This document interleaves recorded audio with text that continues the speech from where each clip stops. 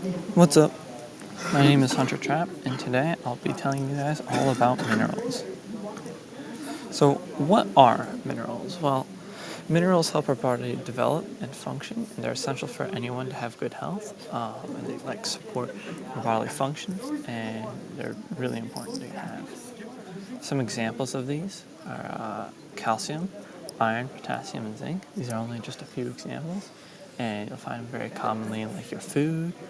If you just look on the back of a label, you'll be able to see a few there, and they're pretty prevalent everywhere. Now, fun fact, arsenic is the only mineral that our body does not require in any way.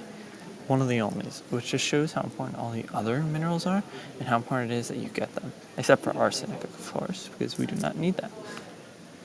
Now, minerals are necessary for our respiratory, nervous, and cardiovascular systems, and our physical and bone structure as well. So for all of those systems to be able to function normally at a 100% process, you need to have you need to have the necessary minerals to ensure that they're working at that percent. Otherwise, you might feel fatigue, you might start lagging behind, those areas of your body might start hurting or might fall behind, and it's overall just really important to have minerals. Now there are macro and trace minerals, macro minerals and trace minerals. Now, what's the difference? Macro minerals are more important than trace minerals, but you still need trace minerals. The macro, just like macronutrients and macro proteins, they're much better than trace minerals, but you still need the trace minerals. So you need to find a balance between both of them.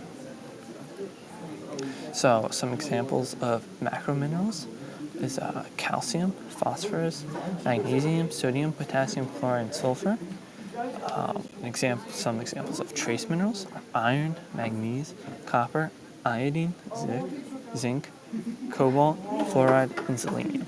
So all of these minerals, you can find them in all the various different foods you eat in order and decide. And a lot of these are once again going to be on the back of the food label, but some of them not so much. Maybe selenium, I never heard about it until I started doing this project, so it's probably not going to be too common on the back of a food label, but it's not too hard to get in your diet nonetheless. Now, how much of a mineral should you be having? Because having too much of one mineral can have serious side effects, and it's really important to know how much to take so you don't develop those serious side effects and start feeling ill, or your body starts working at less than 100%. So first, before we discuss that, you should know your RDA, or this is discussing it.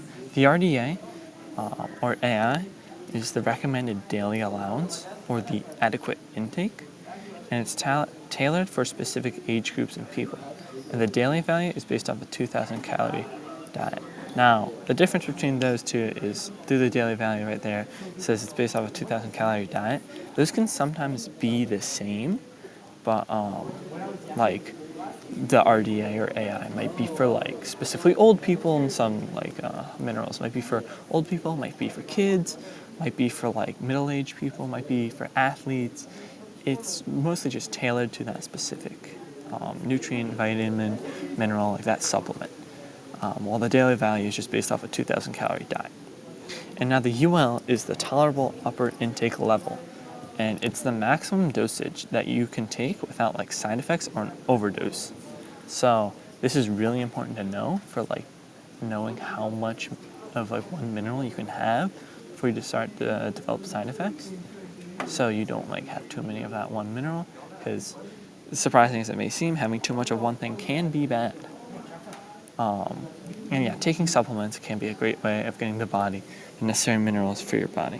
But if you aren't getting them in the proper amounts, you can take supplements, but supplements, you need to make sure you take those in the proper amounts as well, so long as it's beneath the UI.